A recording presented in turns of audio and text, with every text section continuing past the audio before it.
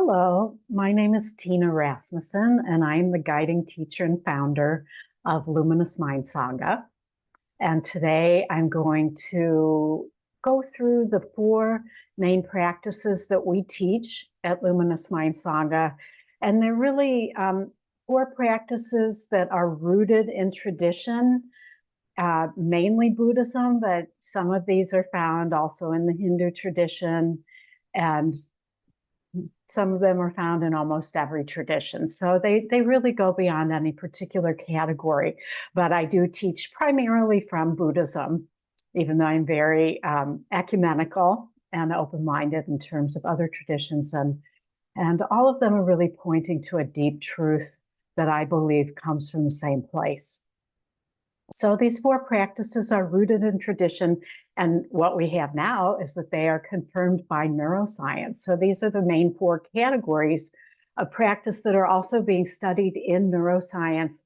And it's so wonderful because we've learned so much in the last 20 years, 30 years, maybe at the most, about what's going on in the brain when we're meditating. And there's a lot going on there. And I really feel that meditation is like exercise for our consciousness. So, 40, 50 years ago, when we first started being told, yes, you should exercise every day, it's really good for you. And all the studies started coming out on exercise and the benefits, and people started exercising more. And at first it was just like, oh, just do any exercise, whatever it is, it's going to be beneficial. And that's true. Any exercise is better than not exercising.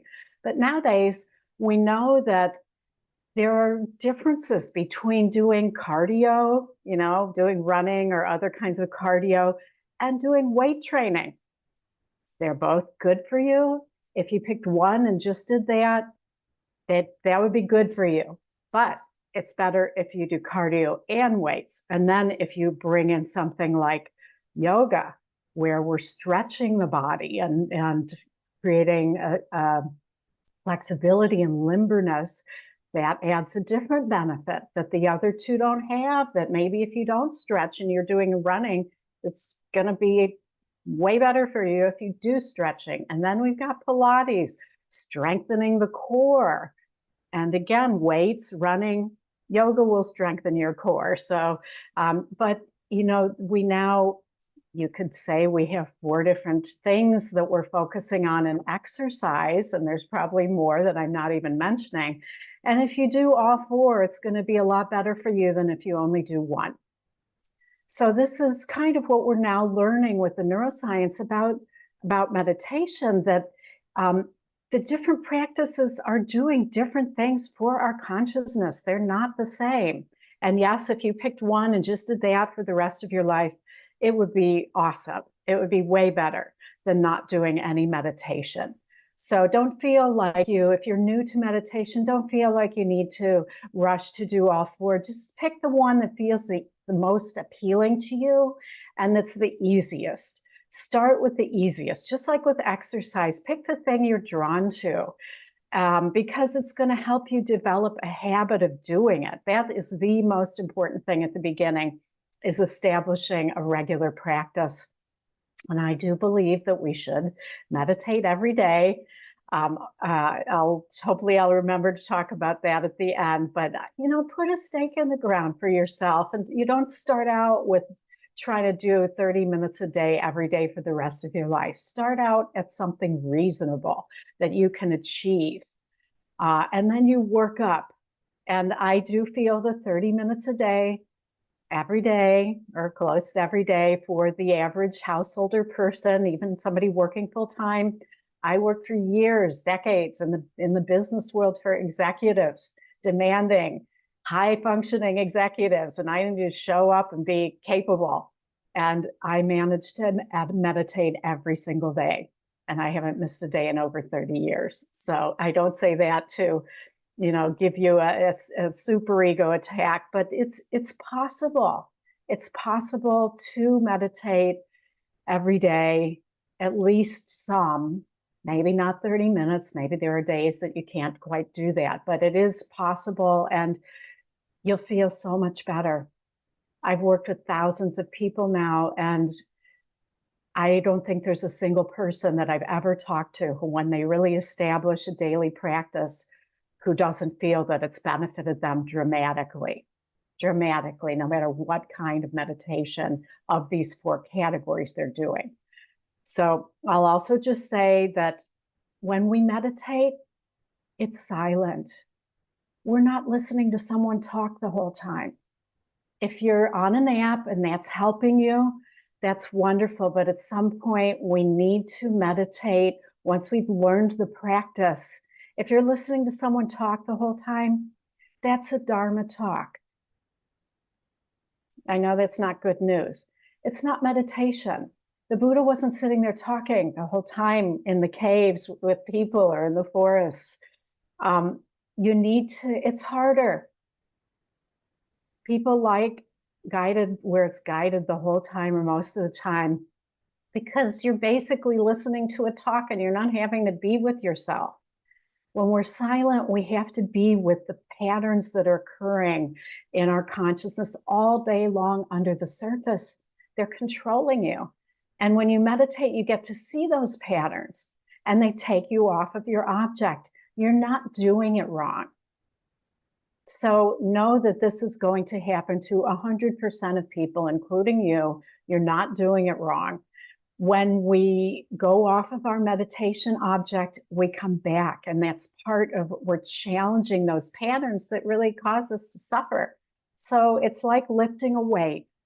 It's like lifting a weight. Every time you come back to your meditation object, you're challenging those grooves in consciousness, and you're getting stronger. You're exercising your consciousness. So just think of it like that. You're not doing it wrong. Every time you realize you've gone off the object and you come back, think of it as a rep that you're doing. And I have different talks about how to work with the patterns that you see. I really encourage you to see your top 2 or 3 patterns. Are you worrying?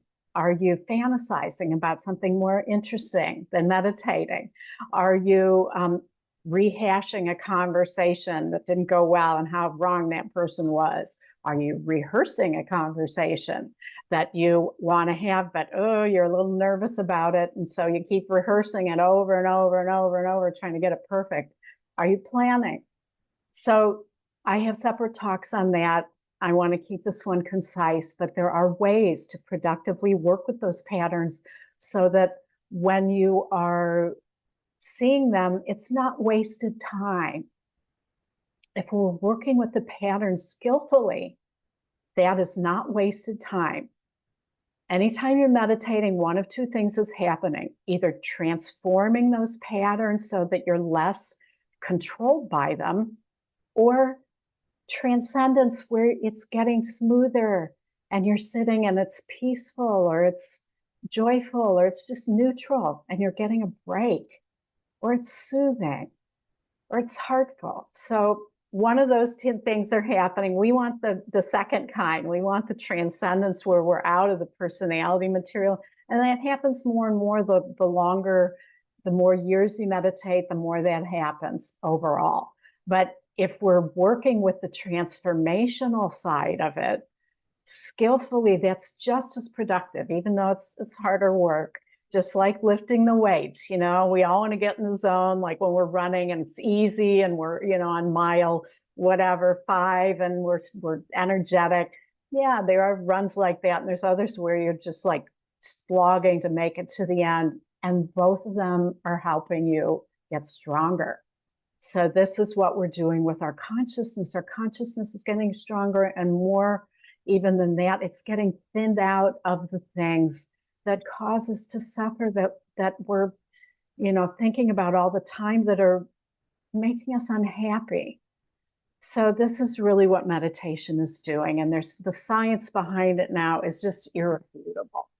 There's no way that we can not acknowledge that meditation is just as good for us, if not better, than physical exercises for our physical health.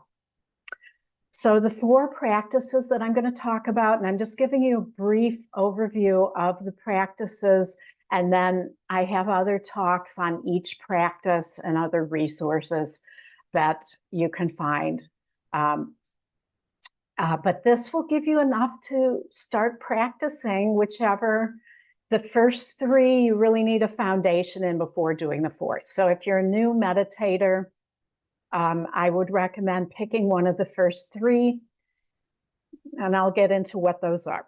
So there's the four categories mainly being studied in neuroscience, and these just happen to correspond with the four practices taught in Buddhism. And how wonderful that the Buddha knew this 2,600 years ago without EEG caps on our heads. If you want to see a picture of me with an EEG cap on my head when I was studied by Yale, please feel free to go to the luminousmindsanga.com website, and you can see that. But the Buddha knew before all this, he gave us these four practice categories. One of them was even predates the Buddha. I think it might be even 5,000 years old. So these practices have been around a long time, through pandemics, through wars, through famines, through natural disasters. Imagine how many there have been in 2,600 years. Imagine how easy it would have been for these practices to fall by the wayside. Why didn't they? Because they work. If they didn't work, there's no way they would have been, still be here. They just wouldn't. These are spiritual technologies. Buddhism really is not a religion. The Dalai Lama's even said that. It's a philosophy and a set of practices. And even if you're not interested in the philosophy, the practices are amazing. And on my retreats, I've had Catholic nuns, I've had rabbis, I've had Quaker elders, I've had Muslims, Sufis, people who practice Wicca, scientists who are complete atheists, quantum physicists, and everything in between. High school kids, 82-year-old senior grandmas.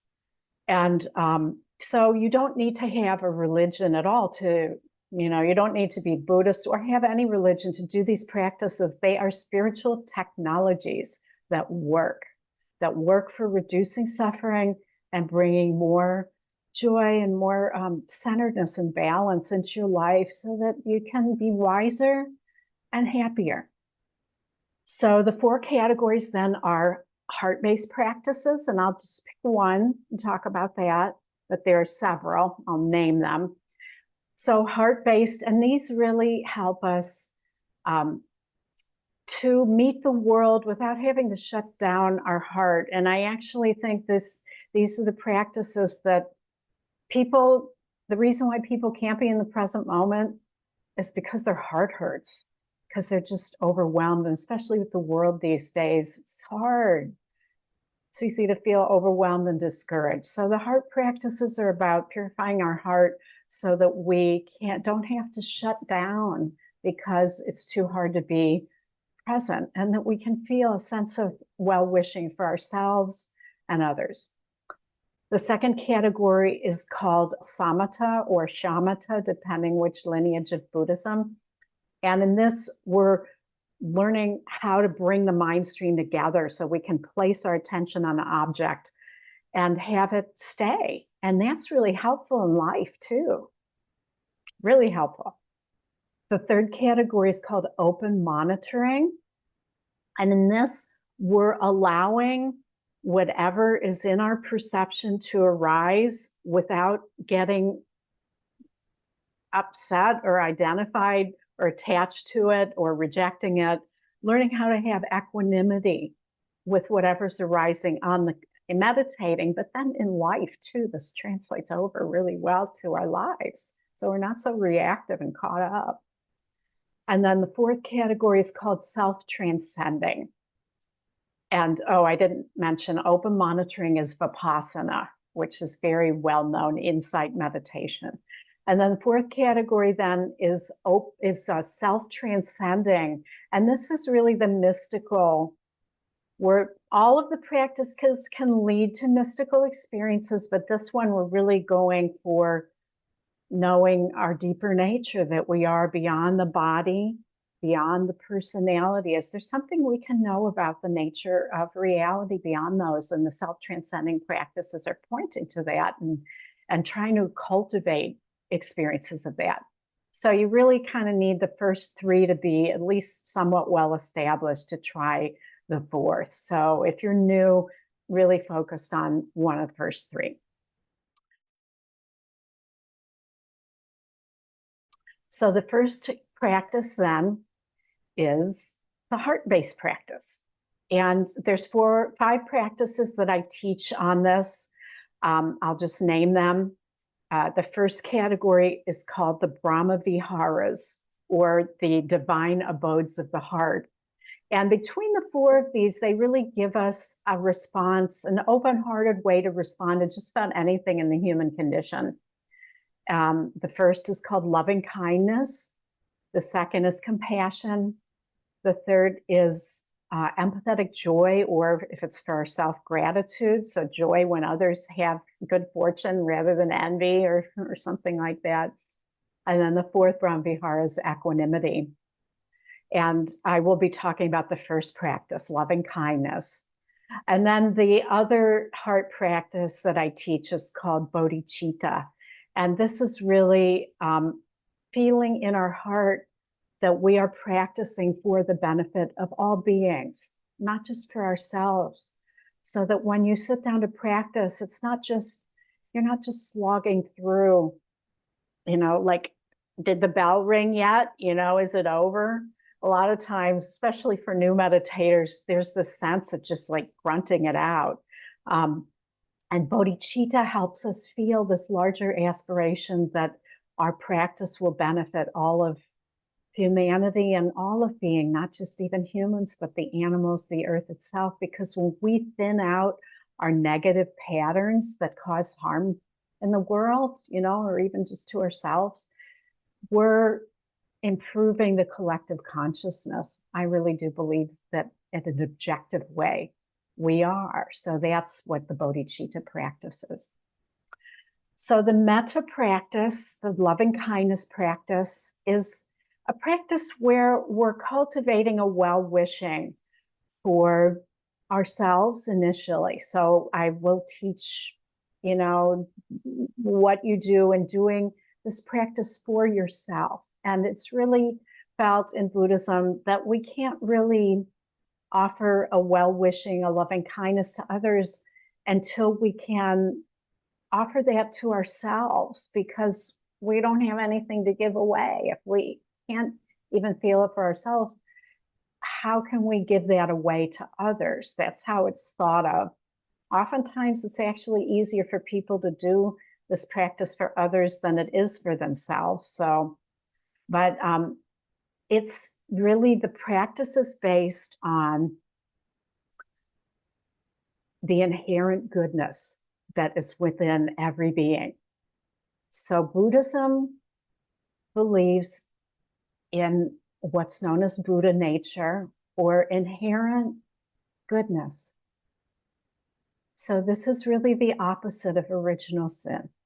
And I think in Christianity, I think original sin, in my understanding, and I was raised a Christian, is really about missing the mark. The word sin really means missing the mark. And of course, when we're identified with the ego self, we're not identified with our deeper nature that is inherent goodness, or one with God, if you want to see it that way.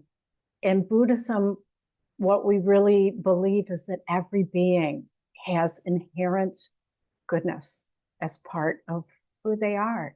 This isn't to say that they're perfect, or that they don't do things that are harming others that maybe need to stop, So we're not saying that because someone has inherent goodness that they can do anything they want and harm others. That's not the point. But this goodness is there, and it gets covered over by veils of the personality, these patterns that we're going to see when we're meditating. You'll see your own patterns in somebody who, say, is a serial killer.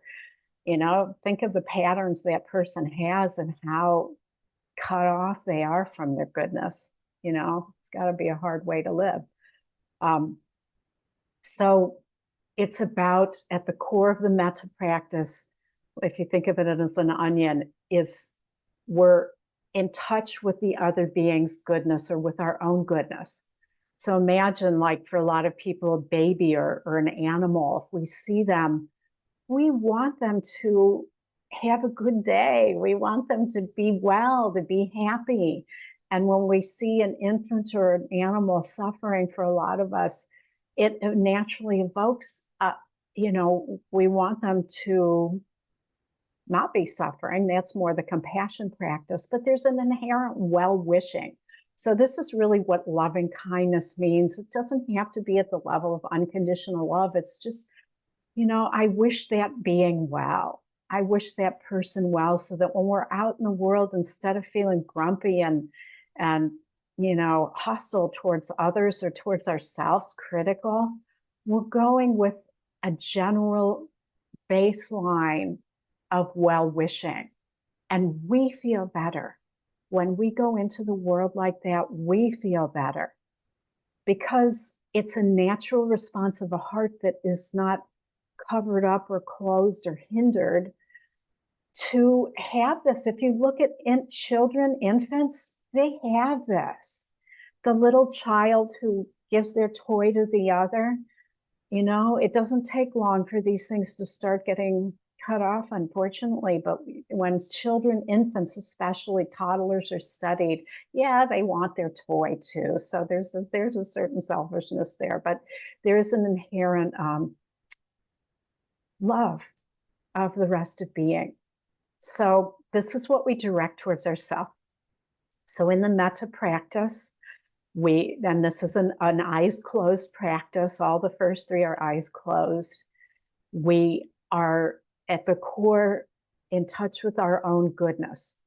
Now, for some people, that might be hard to feel.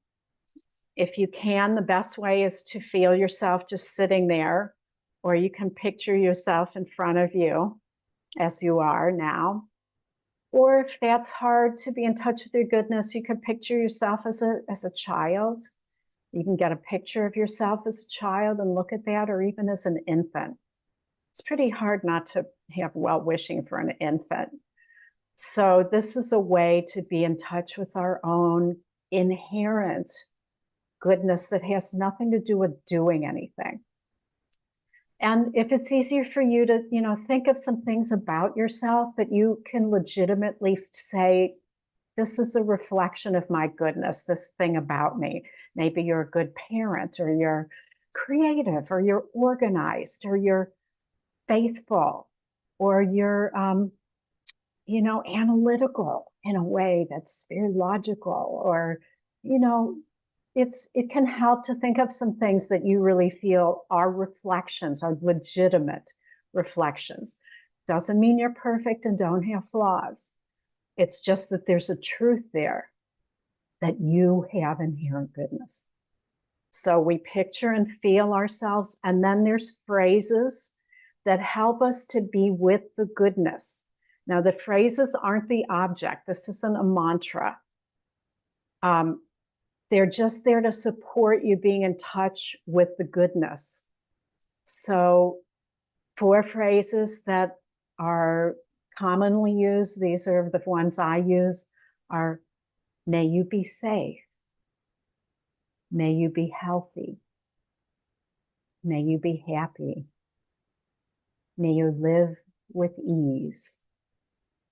And if you want to add one that's more about the spiritual path and the ultimate possibility for us as humans, may you be liberated. Or if you're doing it for yourself, I'll go through it in a minute. We'll just sit for a minute doing this. So those are the phrases. They just help us be in touch with the goodness. So don't make those the object. This isn't a mantra. And those can go down to 1 word. Also, just say healthy, happy, at ease, liberated. So it takes a little while to remember them, and you could make your own, but these are fairly generic that most people can use. And you can write them down at first and then look at it as long as you need to memorize them. That's fine. And then at some point, you won't need that anymore. And you can actually picture yourself over time in an environment where you feel safe or healthy, doing your exercise or gardening or something. And you just go through it just slowly. It doesn't have to synchronize with the breath or anything. And then there's the possibility that you might feel loving kindness in your heart. You might actually start feeling something that feels like a well-wishing, it feels really good. It feels soothing, like the way, again, we feel when we see an infant or an animal, your pet even. We feel this naturally. So you'll either feel that or you'll feel neutral, or you might see where you're not so kind to yourself, where you judge yourself. And these are the things we work through. This is why it's called a practice, because we're thinning those things out. So it's okay if you see those are the things you could end up working with more deeply. In other talks, I talk about that. So that's basically the whole practice. You're just being with yourself and wishing yourself well. So we'll just do a few minutes of that together so you can get a feel for it. And I have other talks and videos about each of the practice categories. Mostly I have talks on each one at this point, but at some point I'll have videos on all of them as well. Okay, so just feel yourself sitting in a chair is fine. You don't have to sit on the floor on a cushion, just sit in a chair. Just make sure that you're upright, your feet are flat on the floor, and you're comfortable, no slouching. The guideline is to feel upright, but also relaxed. And you might want to start by just taking a breath. And then be in touch with your own goodness, the truth of your own inherent goodness that isn't about doing anything. That you have value just because you exist. Not because you're doing something, but just your existence has value. You have value. And feeling that inherent goodness, the truth of that. Feeling yourself sitting here, picturing yourself. It's good to have a picture in your mind if you're somebody who can have that of yourself, either as you are now, or as you were as a child, or even an infant. You can think of a picture of yourself. You can maybe go find one and look at it before you do the practice. And then the phrases. May I be safe. May I be healthy. May I be happy. May I live with ease. May I be liberated.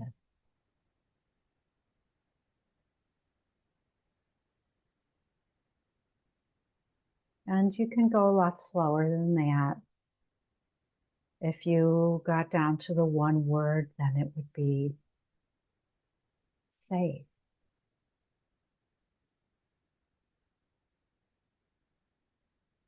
Healthy.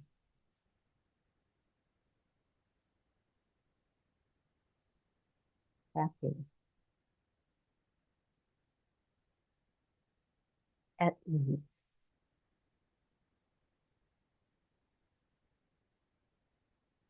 Liberate.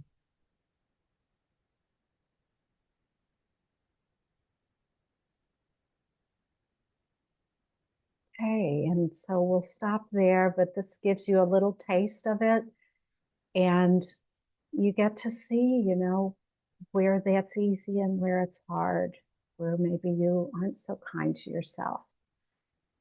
And when we're doing it for others, we're not doing it to try and change them or make them be happy when they aren't. We're really doing it for our own heart's purification. This is purification of the heart.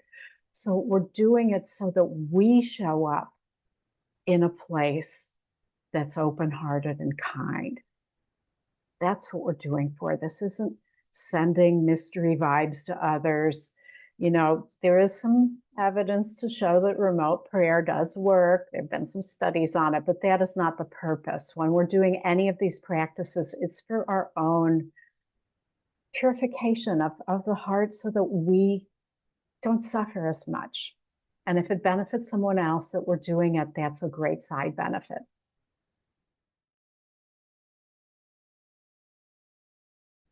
Okay, so I will now go on to the second category of practice, which is the focused attention. And in Buddhism, this is known as samatha or shamatha, depending what lineage you're in. And it means serenity and concentration. So this is a practice that brings the mind stream together. It unifies the mind stream. So don't think of concentration like, oh, like I have to concentrate for my driver's test, you know, or whatever. Think of it more as a natural faculty that you already have, just like the muscle in the arm, but like how developed is it? And so we're developing it so that it's stronger. And our modern world with our gadgets, our cell phones are just, they're eroding the concentration. And there have been such studies done on this. It's so sad, where we are literally the first generation of humans ever that are undergoing the largest human experiment in the history of humanity. And we have not signed release forms. You know, these gadgets are changing our brain in measurable ways where we can't concentrate, because every 10 minutes we're looking at our phone. The average person looks at their phone over 80 times a day. This does not develop concentration, it erodes it. So this practice offsets that actively, because we're being with one object that's not that easy to be with. So I'll teach you the mindfulness of breathing. And we're just being with the breath in this area between the upper lip and the nostril. Just noticing the breath as it crosses, as it goes in, comes out. And it's a little hard to be with there, and that's okay, because it makes our concentration come up to the point where we can actually notice it the whole time that we're breathing in and out. And that's going to take time, but there's no one I've worked with over almost 20 years now of teaching that over time hasn't been able to notice the breath there. So there are other objects one can use, but this is the one that normally is started with. And because it's always there, the breath is always present, called mindfulness of breathing. And that's it. That's pretty much the whole practice. It's really simple. It's not easy though, not easy. But it's very simple, and that can be soothing. So it's important to remember the serenity, and you can notice the serenity. There's a pause between the out breath and the next in breath. You can just notice the serenity there. And if you want to use counting, that's kind of like the phrases in the metta. We count, but you don't count during the breathing. You breathe all the way in and all the way out. And then just at the pause, you just put a 1. In, out, 2. Real softly inside your head. Just light. And you go up to 8 and back to 1, up to 8. We're not trying to count to see how high we can go. That's going to be distracting. And you want to remember the object is actually the breath, not the counting. So for some people, counting really helps. Others, it's not helpful. So don't feel like you have to do the counting. But each practice has some kind of, you know, verbal thing that can help you at first, but that can be dropped. Just like in the metta, I didn't say this, but if you eventually feel like you're really in touch with the goodness and you don't need the phrases, you can drop them. It's not about the phrases. And that's a lot of times it's taught as a mantra, and that's not what it is. You're losing the whole point about the goodness. So with this, we're with the breath. And if you want to try the counting, that can help have some rigor. And if you find you're on number 27, Just come back to one and start over. Don't beat yourself up. Just be glad every time you've noticed that you've gone off the breath. Just be glad you noticed. Don't beat yourself up. This is normal. This is natural. This is why it's a practice. You're strengthening that muscle. And it's going to be a long time before you never, years. You will always go off the breath at times. Even an experienced meditator goes off, but it gets less and less, and the patterns thin out, which is really great to notice. So that's the whole practice. And this is where the Buddha started people, was with the Samatha practice. So if you want to start here, if this feels appealing to you, a lot of people love it because it's soothing.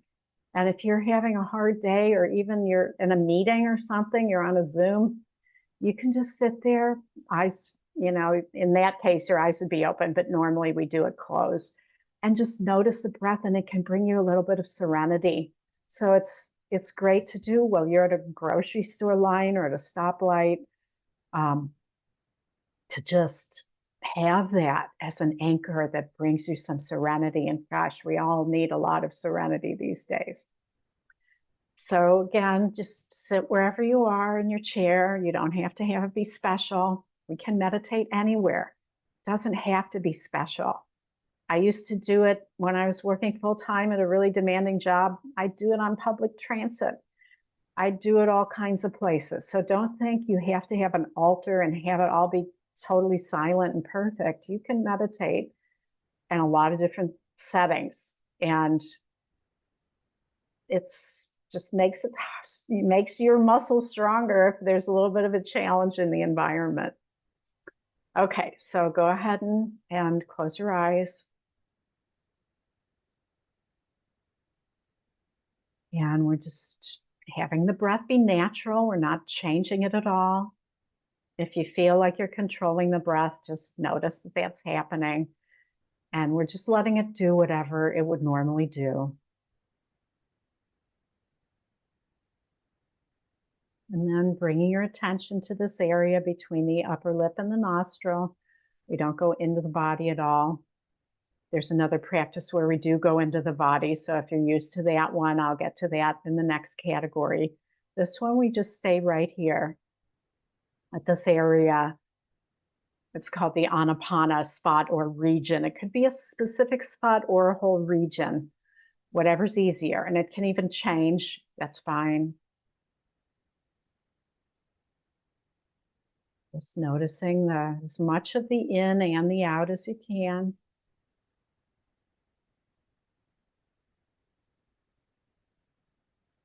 And if you want to use the counting, you got the in breath, the out breath, and then just one, really lightly. In, out, and 2, up to 8, and then back down to 1. So you can try that and see if it's helpful. If it's not, you can just drop it. It's about half the people find it helpful.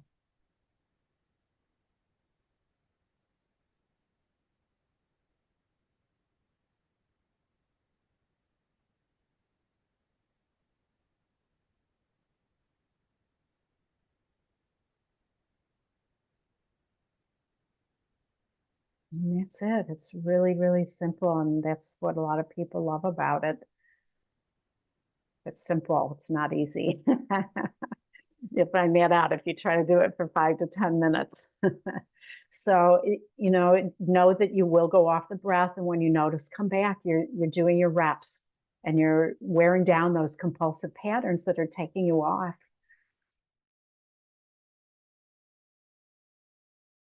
Okay, next practice then is the open monitoring practice. That's how it's known in neuroscience. And in Buddhism, it's called Vipassana, which means insight. And in this practice, we start with the breath, but then we include more and more things. And I'll just go through it quickly. It can get to be a lot, but ultimately we can get to the point where whatever is in our awareness just gets included in the meditation. We're not resisting or excluding anything, but we're noticing it. We're not identified with it. We're noticing it, or we can note it and just have a one-word label for it. So that's the equivalent to the counting and to the phrases. So I'll tell you how to do both, but the objects are the same. So every meditation has an object. This one, there's different objects, and I'm just going to hit the high points, but we start with the breath, and the first sort of object is the body all together. That's the first foundation of mindfulness. That's how it's known. And we start with the breath, but you can know the breath anywhere. It could be at the belly, the chest, here. And this is considered the easiest meditation to start with because almost everybody can know the breath at the belly. So if you are finding it hard to meditate, that is pretty much a guarantee that you can notice your belly rising and falling. So we start with that. And then once that feels stable, you could stay with that the whole meditation. And it's still Vipassana. But then you could also notice body sensations, like where your butt is on the chair, or where you feel cool air on your skin, or where your hands are touching. You might notice a touch point there. So, or notice something in the body, tingling or tension patterns. So we're noticing though, we're not lost in thought about it. And we can also note it. So with breathing, we could just note in, out, or we can notice things about the breath like cool, warm, or like qualities of the breath, like rough or smooth.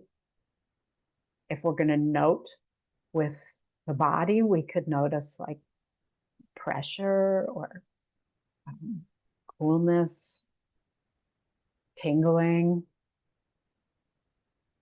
So if we want to use the one-word note, for some people that helps them be in touch with the object, but you don't want it to replace your actually knowing whatever is arising.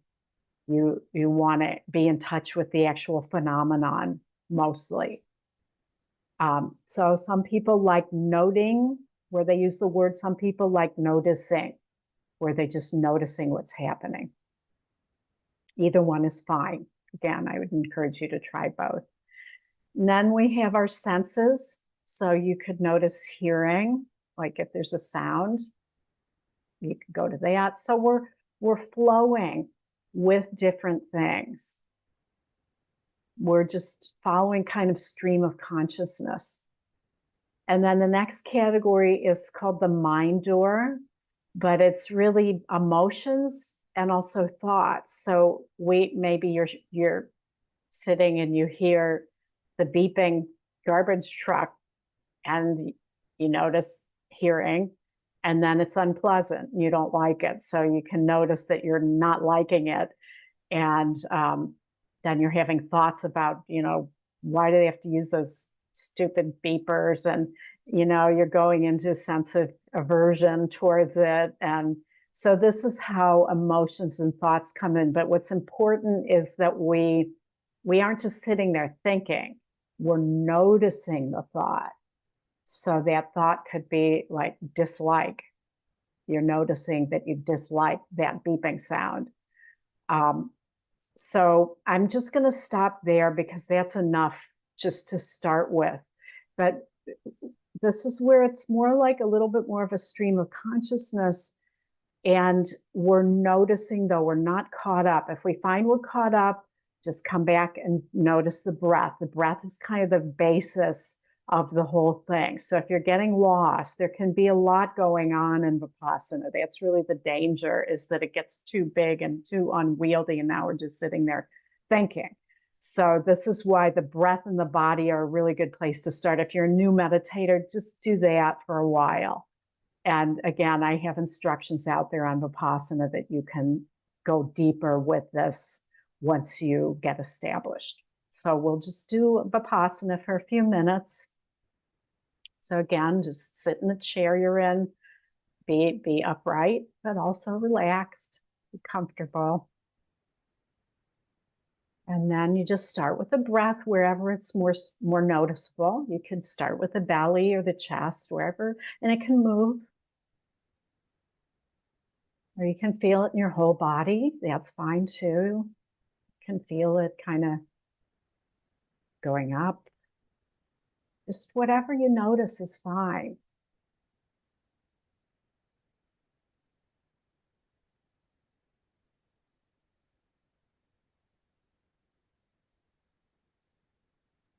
And you could even do the whole sitting with that, but I'll go on to the body sensations. So next we're including the body. Again, it's like an onion. We start with the breath and then we go to the body sensations. So you could feel whatever the temperature of the air is on your skin or the pressure of where you're sitting. Maybe there's some tension in your body somewhere. Just noticing it. Don't have to do anything or change it.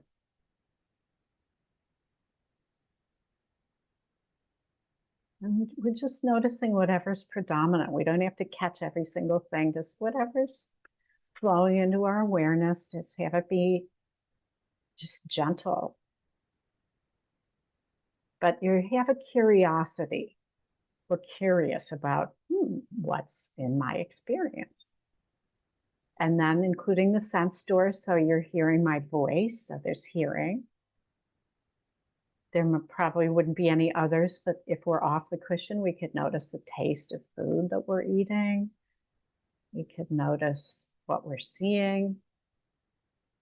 So really when we're meditating, hearing is the main one that, and touch, where you're feeling the touching on your, maybe where your hands are, where your feet are touching the floor.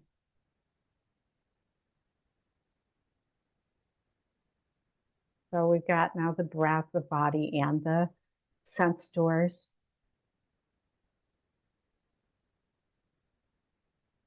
And again, you could do a whole meditation just with these. It's bringing us into the present moment. All of the practices bring us into the present moment in different ways. And then adding emotions and thoughts, that's kind of rounds it out. So you might notice, what emotion are you having right now?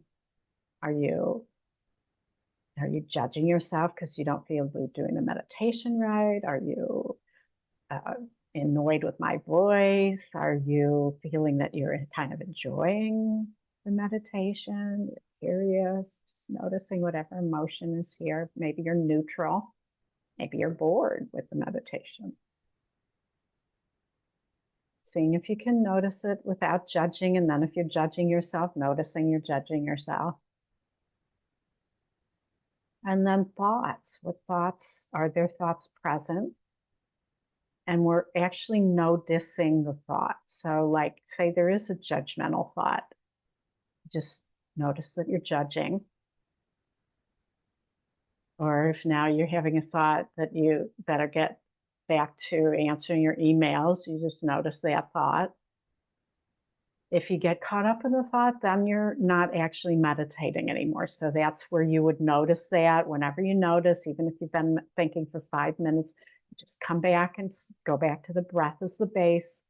Try not to beat yourself up. It's all part of building that muscle.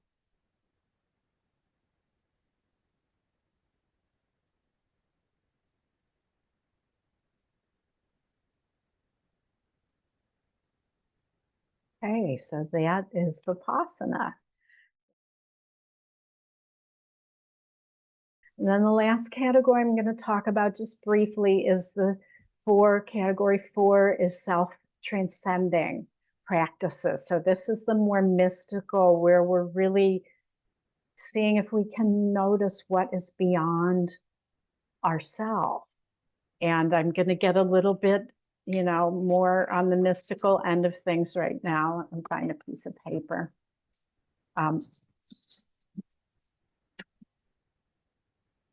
So the normal way we know ourselves and reality is like this, where I'm here and you're there and your computer's here and the garbage can is here and they're all separate.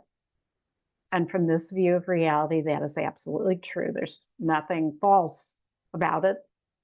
But if we do this and see a bigger reality, there's something that's manifesting all of this.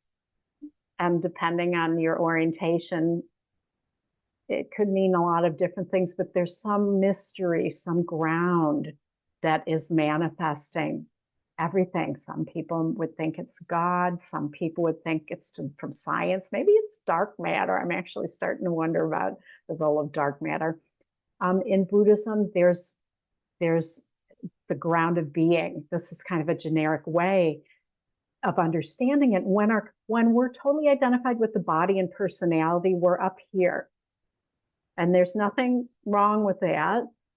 But when our consciousness gets more expanded, it can go down here because our consciousness isn't limited by that. And at that point, there's a non-separation from the rest of reality. And this is why, like in the Christianity and Western traditions, there's unity experiences. Buddhists have unity experiences too, or sometimes emptiness experiences, but there's an experience of non-separation.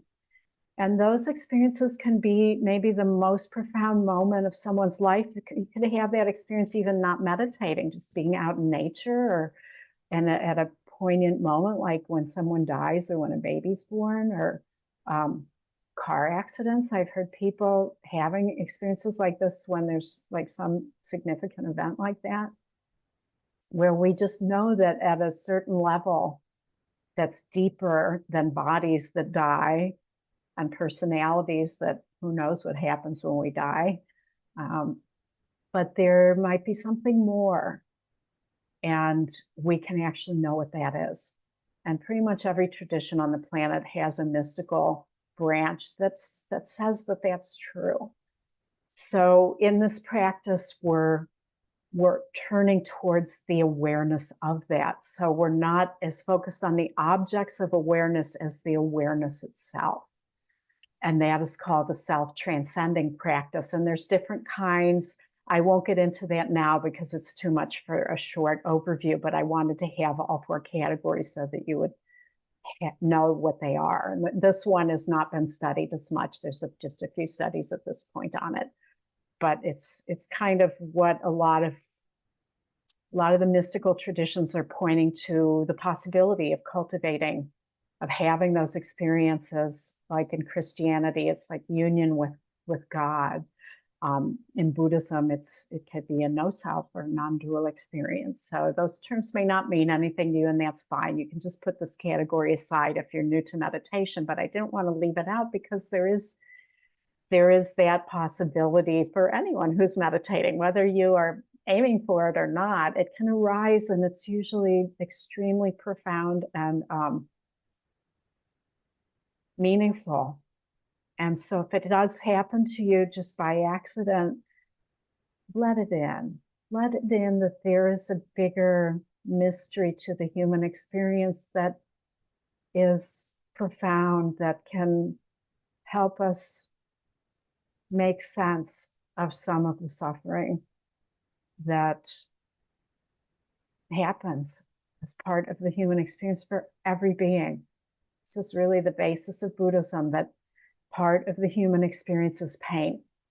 But the suffering we add to it on top of the actual thing that's painful, that is optional. And this is really where meditation is working with that optional part to see, can that be less? Can our orientation to the pain in life, as well as the joy, can it happen in a way that has wisdom as part of it, where we don't have to suffer as much and cause as much suffering for others, and where we can know more of this, know more. And that could really change the world.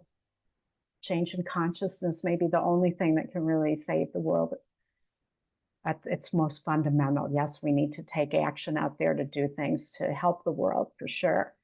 But those all come from a change of consciousness. So I would encourage you to do this for yourself, for your own well-being, but also as a contribution to the collective consciousness that so needs people who are balanced and who aren't acting out their negative emotions and who have more in them of a place that knows that we're all interdependent.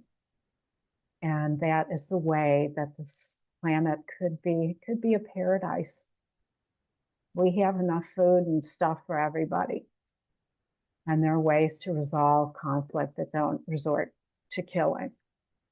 And I think if everyone was meditating, that might be possible. So this is my little contribution to that possibility and to your own well-being. So may you practice in such a way that deepens your own well-being and wisdom and happiness, and that is a drop in the ocean of the collective consciousness of the world that could make a difference.